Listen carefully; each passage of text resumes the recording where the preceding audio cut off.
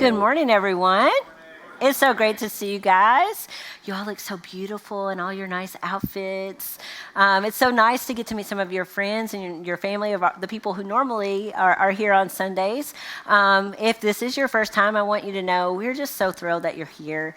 Here at Broadway, we say everyone's welcome, no exceptions. And you know, like that message is said lots of places, but I wanted to say to you today, like, we really mean it, okay? Like, we really, really mean it. And so we're just so grateful to have you here, and we would love for you to join us again. We also have people who are worshiping with us online today. There's a camera back there. You can wave if you want. There you go. Martha Bland is out in California with her daughter, who's a missionary there, helping take care of everything. And this is her first Sunday away from us, so a special hello to Miss Martha. My mom and dad are on there. Mr. Junior's always on there. Loretta, please know that we are thinking of you on Easter today too. But today we celebrate. We celebrate the event that is at the very center of our faith. Today we celebrate the resurrection of Jesus. And we do it in all sorts of different ways. You know, we do it with egg hunts. We do it with brunches. We do it with beautiful worship services and flowers. But can we be like real for a second? Is that all right? Sometimes this day can be a little stressful, all right? And you want to know why? Well, let me tell you why, because my family's already experienced this today. This is how it goes. You know, everyone does come in their bright and beautiful outfits, right? And everyone is color coordinated to some extent. And there's always that one person in the family that's like, hey, I have this great idea. And it's an idea that seems sane, but it's really cray-cray, okay? They say, you know what? We should mark this occasion by taking a family picture, right? Again, it seems simple enough. You know, all you have to do is all stand in one spot and smile. However, capturing a picture with everyone's eyes open, looking at the camera at the same time is equivalent to earning an advanced degree in neuroscience. Just to show you some examples of this, Facebook has recently reminded me of some of my family's wonderful Easter pictures. This is one of our favorites, you know. Like, I guess we thought we were ready, but we weren't. This is another one, like 3 out of 4 is not bad. Sometimes you say, that's good enough. That was our best picture that year, all right? Sam couldn't keep those eyes open. And for whatever reason, the family picture had gone so well that I was like, let's try to get one of just the boys. This morning, no joke, Carla was out in the Welcome Center. She got to witness the whole thing of me and my family trying to get a decent picture. And it was a fiasco. If I had $1 for every time that we had said, like, seriously, kids, can we just get like one good picture, I would be a millionaire. So family pictures, they can do this. They can raise attention. As I'm saying that, we do have a wonderful photo opportunity out in the Welcome Center today if you would like to take a picture. But sometimes that tension can turn into conflict. And we're all in the church today, right? So I'm sure that this doesn't describe any of us, right? Like, wink, wink. But sometimes when things get tense and we start to argue a little bit, for some of us, it's really important to get the last word in the argument. You know how it goes. Someone says, you know what, like if you would just stand still, we could get this picture. And it's like a compulsion. You can't hold it in. Before you know it, you're saying, well, who thought this was a good idea in the first place? Or like, can you keep your eyes open for just one picture? And it's like, well, could you take the picture any faster? Has anybody had this conversation already today? Okay, good. I'm not alone. This makes me feel better. So do I have any last worders in the room today? Do not point to your spouse or your partner. I'm not trying to start a war. But anybody like willing to admit you'd like to get the last word? Okay. Everybody else. I didn't say parents couldn't point to their kids. That's totally game. That's fine. You can do that. That's totally game. But have you ever stopped to think about, like, why do we do this? Like, where does this need to get the final word come from? Well, there's this old saying you might be familiar with that we've all internalized to some extent for better or worse, right? And the saying is, the last word wins. Across time and history, the person with the most authority in a situation has usually gotten to make the decision, right? They get to make the call. They get to settle the debate. The person with the most power gets to decide the argument and set the direction. And so it's a bit of a power play, let's just be honest, whenever we say that last word, because we bought into this idea that the last person to speak in a conversation has the upper hand. We've bought into this idea that the last word spoken generally is the word that holds on and that is accepted by everyone. The final word wins. Well, 2,000 years ago, there was a group of women who thought the final word had been spoken about Jesus. And this final word was spoken by an authority that it seemed like no one could question. And that power, that authority, was death. At this point in time, these women, they had been faithfully following Jesus for some time, all the way back to when he was ministering up in Galilee, in a time when women were seen as second-class citizens, in a time where women did not get formal education, in a time when women certainly were not usually allowed to be disciples of a rabbi. This group of women, they had been included in Jesus' circle.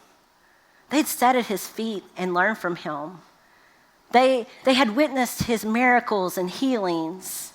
And they were ready to follow Jesus absolutely anywhere. In fact, whenever he had begun his journey from Galilee to Jerusalem, they went with Jesus. They went with him so that they could care for him and his disciples. They believed that he was the Messiah, the long-awaited king who would come from God and who would set things right for his people. And so, a week earlier from the day that the story we celebrate today happened, they had come into Jerusalem with Jesus. They were a part of that crowd that was taking off their cloaks and lying them before his donkey and waving the palm branches and proclaiming, "Hosanna in the highest, blessed is he who comes in the name of the Lord." But by Friday, their cheers had turned into tears. I can't imagine the confusion that must have filled them as they got the news that Jesus had been arrested. I can't imagine the fear that must have overwhelmed them as they heard that he was convicted. And I can't imagine the despair that began to set in as they heard his sentence, crucifixion. You see, crucifixion was a form of execution that was developed by the Romans to inflict maximum pain, maximum suffering, and maximum humiliation. This wasn't a form of punishment that anyone just survived somehow. No, the point was to make sure that this person suffered as long as they possibly could before their life was finally extinguished. Now, many of the disciples at this point, when they heard that Jesus had been arrested and that he'd been sentenced and that he was going to be crucified, they scattered. They are hiding behind closed doors because they're afraid. They're afraid that if they're captured, they're going to suffer this same fate. But not these women. These women are not about to give up on following Jesus. And so they were there when Jesus was beaten. And they were there as Jesus' wrists and his feet were nailed to the cross. They were there as he was hoisted up. They were there as he struggled to catch his breath and as he finally succumbed to his torture and drew his final agonizing breath. Death had spoken. Jesus was gone. And not only was he gone, but their hope was gone as well. The hope for what was possible through him for their lives and for the whole world. On some level, I think that all of us sitting here in this room can resonate with how they must have felt in that moment. Because at some point or another in our lives, death has spoken, hasn't it? Yes, we've lost loved ones, but not only that, we have experienced deaths of all different sorts. We've experienced death of relationships, death of plans, death of dreams, death of opportunities, death of our safety and sense of security, death of our health, death of what we thought our identity was. And as we've experienced those deaths, we have mourned. We have grieved what was or what could have been. In fact, I would dare say that as all of us sit here today in our beautiful, brightly colored outfits, that every single one of us is carrying some loss with us. And we sit here and we are feeling the weight of it. Death has spoken, and our lives will never quite be the same. And so you and I, we have some sense of how these women must have felt that day as they stood there watching as the body of the one who had been their friend, the body of the one who had been their teacher, the body of the one that they thought would be their salvation, as his body was taken down lifeless from the cross. And then, as Luke tells us in chapter 23, as they watched his body taken away, it says, the women who had come with Jesus from Galilee followed Joseph and saw the tomb and how his body was laid in it. Then they went home and prepared spices and perfumes, but they rested on the Sabbath in obedience to the commandment. For a whole day on the Sabbath, when you're not supposed to engage in any work, and as a way of honoring God rested, they were to rest. But for that whole day on the Sabbath, they had to just sit there with the full weight of their grief weighing down on them. There was nowhere they could go. There was nothing they could do with it. And so the next day, when the sun had not even come up in the sky, they were gone. They had taken off. They were on their way to the tomb to be with Jesus once more, to care for him once again. Now, their plan was driven maybe more by their hearts than their heads. You know, they're walking along. They're not only feeling the weight of their grief in this moment, but the weight of the perfumes and the spices that they prepared for his body. And as they're walking along, I have to wonder if they were trying to figure out, like, how are we going to move that big stone that they rolled in front of that, right? This is an example of a tomb in Israel. Interestingly enough, when we were there with a group of people, we were just driving alongside the road. You can see the guardrails there, right? They said, hey, when we were putting in this road, they discovered this ancient tomb. It's like, wow, you know? But you can see the stone that's there. It's a large stone. And whenever I say that the stone weighed a ton, like, I'm not just being dramatic, right? It's not an exaggeration. In fact, this stone would have weighed at least 2 tons, likely more. And so these women, they're going to the tomb. I guess in their minds they thought, well, maybe we can convince the Roman soldiers who are standing guard to move it. Or, you know, they just kind of thought, like, where there's a will, there's a way. We're going to get it moved some way, somehow. But nothing was going to keep them away. However, when they arrived, they were in for this huge surprise. Luke says in chapter 24:2, they found the stone rolled away from the tomb. And if that weren't shocking enough, it says in verse 3, but when they entered, they did not find the body of the Lord Jesus. Now, we might think that the next line in Luke's gospel says, and so they jumped up and down with joy because Jesus was alive. Or they all started singing together, up from the grave he arose. However, the tone of what happens next is not celebration. It is utter confusion. Luke says they stood there wondering about this. A better translation is like they stood there perplexed. They stood there completely puzzled. They stood there at a complete loss about what had happened to Jesus. Why? Because dead people stay dead. Death had spoken. And that was supposed to be the end of it. The only reasonable explanation for Jesus not being there was that someone had stolen his body or they had moved him somewhere, which were both like terrifying possibilities for them to consider in that moment. However, as they stood there perplexed, 2 men who gleamed like lightning suddenly stood before them. And Luke doesn't tell us right away like where these men came from, but clothes that gleam like lightning. Like, I think it's a pretty clear indicator, like they're from heaven, right? And he'll later tell us that these are angels, these are messengers from God himself. And at the sight of these messengers, these women move from perplexed to petrified in an instant. Luke says, in their fright, the women bow down with their faces to the ground. Think about it. Like, what a roller coaster these ladies have been on the first Easter.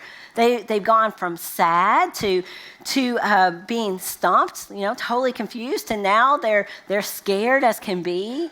And the ride isn't even over yet, because what these angels are about to announce is going to throw them for another loop. They say, "Why do you look for the living among the dead?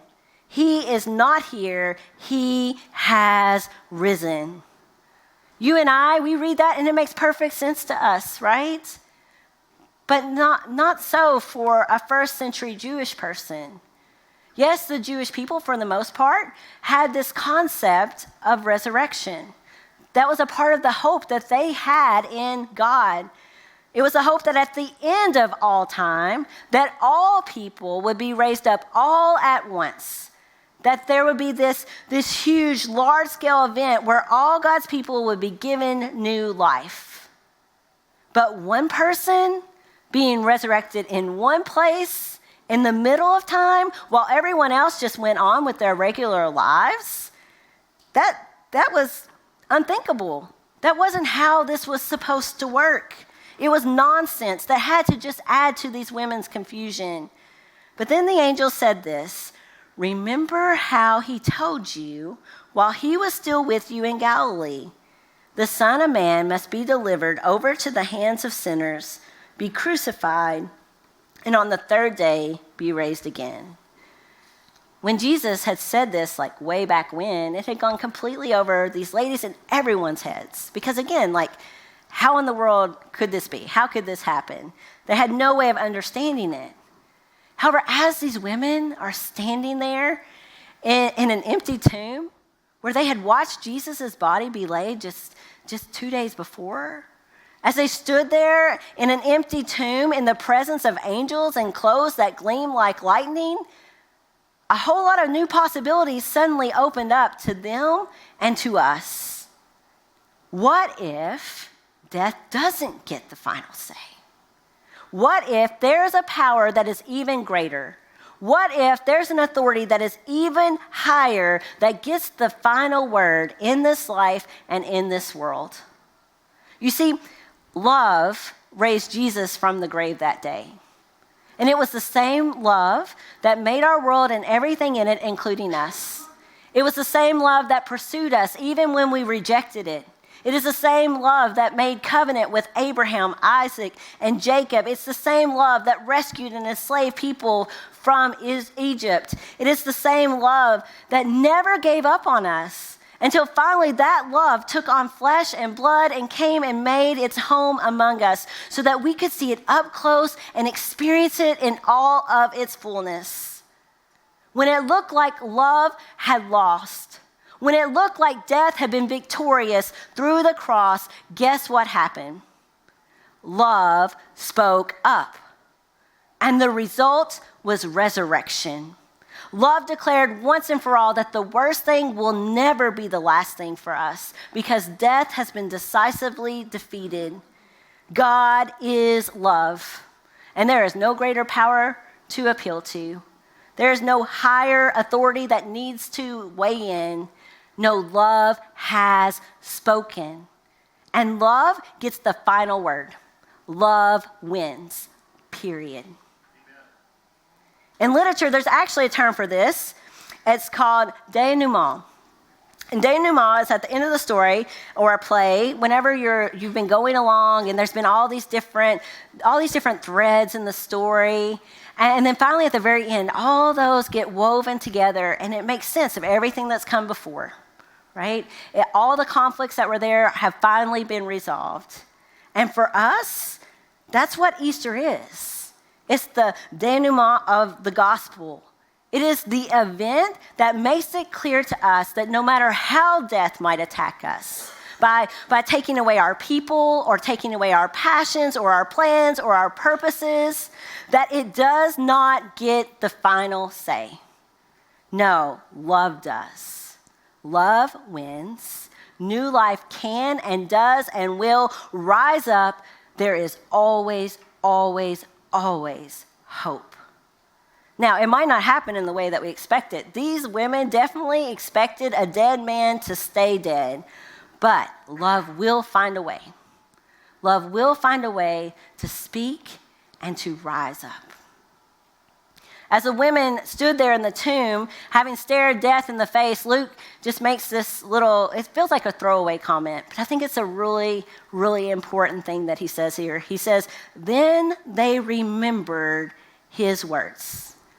They remembered Jesus' promise of resurrection. And all of a sudden, it reframes their situation. It reframes it and moves them from despair to hope in an instant.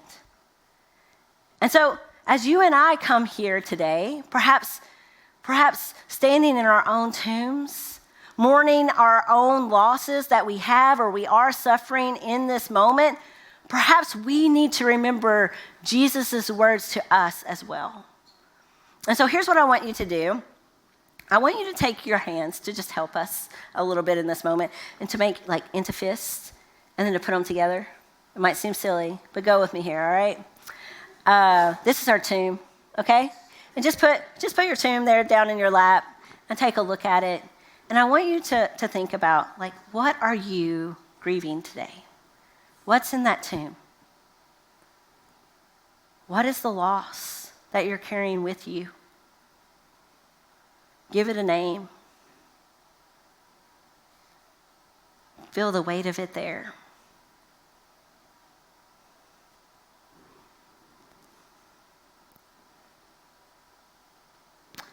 But now I want you to take your hands and just open them up and lay them in your lap, like you're ready to receive.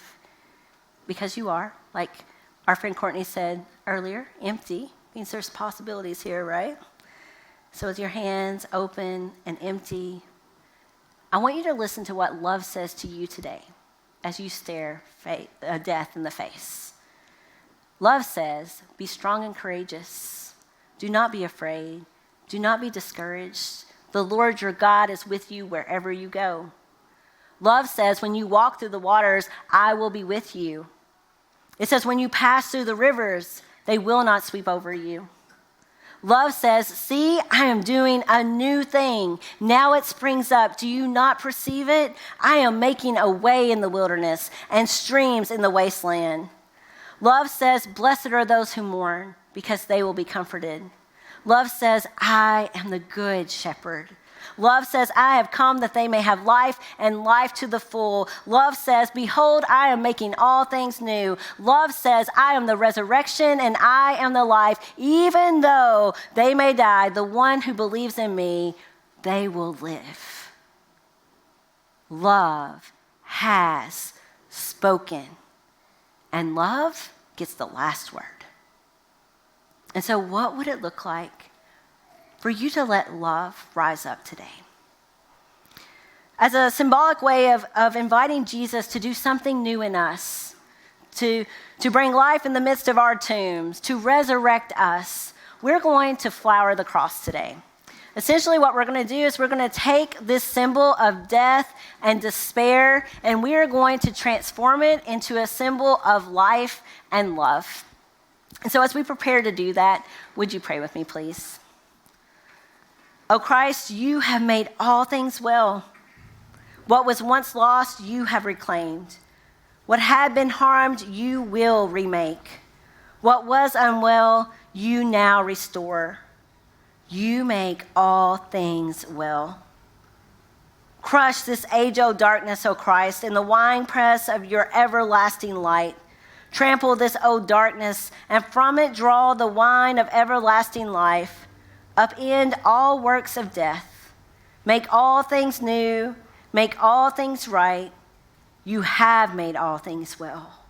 You have made all things well. You have made all things well, O Christ. Amen. All are invited to come and to be a part of this today. We have flowers here at the front. If you happen to bring your own flowers, you can bring them with you as well. But we're going to start with this section. You'll come and you'll flower the cross. If we run out of room, good news, people. The cross has a back. You can flower the back of the cross as well. But after this section is done, we'll invite this section and then this section. And as you find yourself back at your seats, the band's going to be playing for us, and we invite you to sing along. But would you come now to claim the power of love that has overcome death once and for all?